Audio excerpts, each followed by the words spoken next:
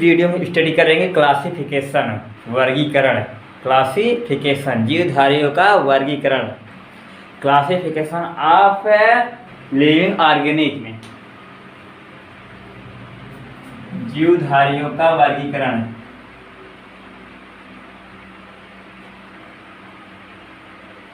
जीवधारियों का वर्गीकरण।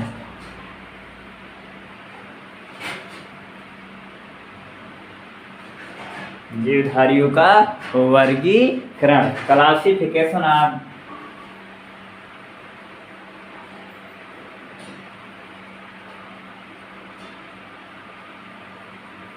Living organism.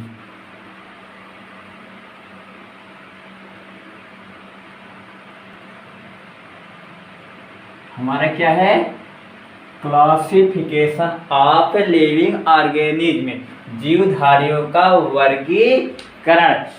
जगत का सुचारू रूप से अध्ययन करने के लिए सभी जीव जगत का सुचारू रूप से अध्ययन करने के लिए हम विभिन्न जीवों को उनके समानता तथा असमानता के आधार पर संपूर्ण जीव जगत का सुचारू रूप से अध्ययन करने के लिए जीवों की सभी जातियों को उनके समान तथा असमान लक्षणों के आधार पर अलग अलग समूहों में बांट कर अध्ययन करना ही वर्गीकरण कहलाता है।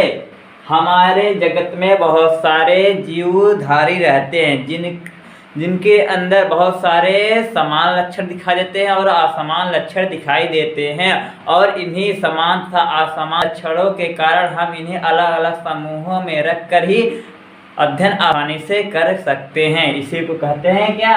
वर्गीकरण, क्लासिफिकेशन। और वर्गीकरण का अध्ययन ही कहलाता है टैक्सोनॉमी, वर्गीकी। क्या बताया गया कि प्रत्येक जीवधारी में क्या होते हैं? समान, कुछ लक्षण समान होते हैं और कुछ लक्षण असमान होते हैं, जिनके कारण हम उन्हें अलग अलग समूहों में रख करके अध्ययन कर सकते हैं, और यह क्या कहलाता है? हमारा वर्गीकरण कहलाता है। और वर्गीकरण के अध्ययन को कहते हैं हम वर्गीकी कहते हैं, टैक्सोनॉमी।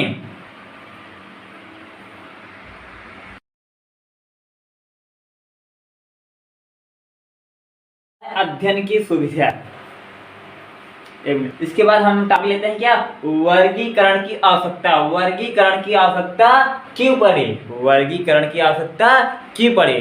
तो वर्गीकरण की आवश्यकता इसलिए पड़ी कि अगर हम वर्गीकरण करेंगे तो हमें जो जीव है उसमें क्या कुछ लक्षण समान होंगे और कुछ लक्षण असमान होंगे, और हम इनका एक लिए बहुत कठिन होगा। इसी कारण से हमारे जीवों को यानी कि हम अध्ययन करने में हमें आसानी मिल सके, इसलिए हम अध्ययन क्या वर्गीकरण की आवश्यकता हमें पड़ी। तो सबसे पहली हमारी क्या है? वर्गीकरण की आवश्यकता। वर्गीकरण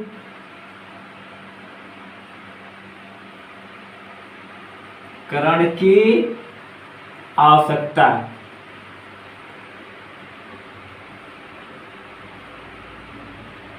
इसमें हमारा पहला टॉपिक क्या है? अध्ययन की सुविधा, यानी कि बताया गया अध्ययन की सुविधा। अध्ययन की सुविधा।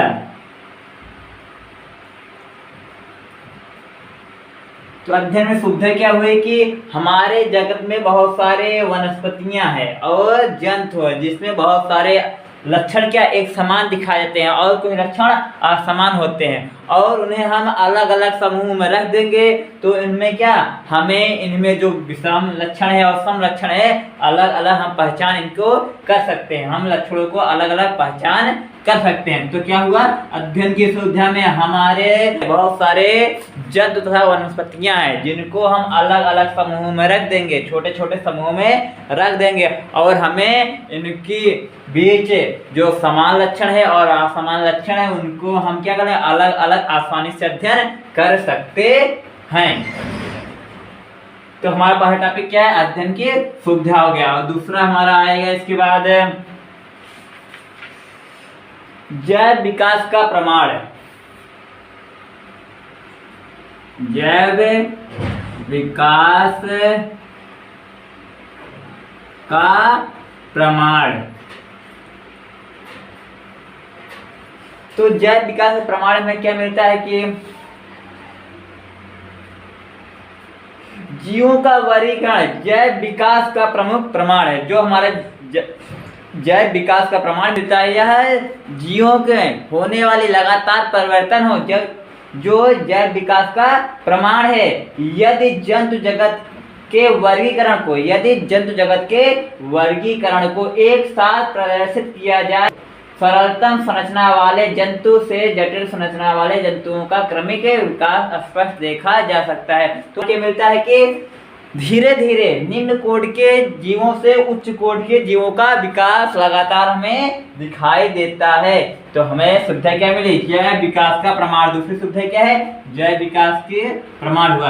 तो धीरे धीरे देखेंगे क्या, निम्न कोटि के जीवों से निम्न कोटि के जीवों से उच्च कोटि के जीवों का, निम्न कोटि के जीवों से उच्च कोटि के जीवों में विकास। और हमारा तीसरा क्या आता है? तीसरा हमारे नए जीवों की खोज।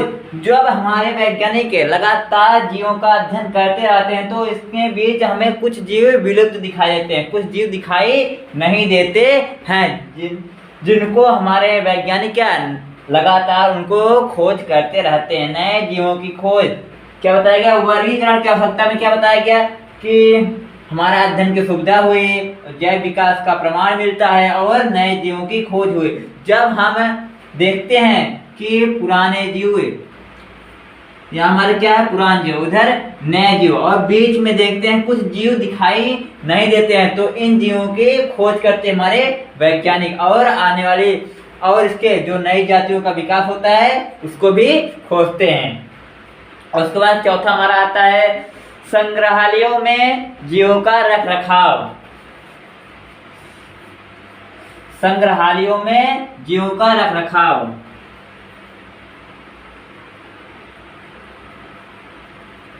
संग्रहालयों में जीवों का रख रखाव।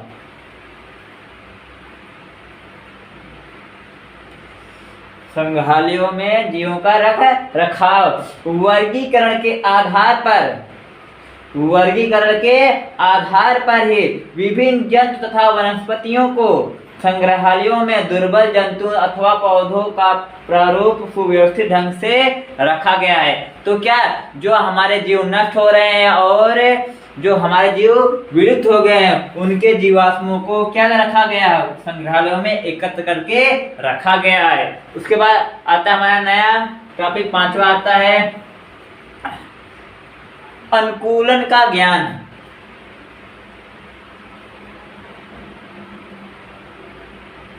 अनुकूलन का ज्ञान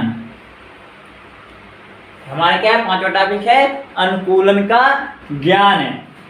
वर्गीकरण से जीवों के अनुकूलन के विषय में भी पता चलता है। वर्गीकरण से ही जीवों के अनुकूलन के विषय में ही पता चलता है।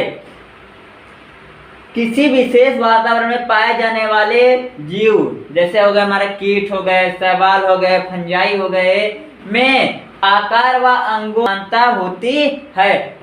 अनुकूलन का ज्ञान, अनुकूलन के ज्ञान से हमें पता चलता है कि प्रत्येक जीव जो अब किसी विशेष वातावरण में रहने के लिए अनुकूलित कैसे होते हैं। और जैसे बताया कि हमारे कीट हो गए, शैवाल हो गए, कवक हो गए, या किस वातावरण में रहने के लिए अनुकूलित होते हैं।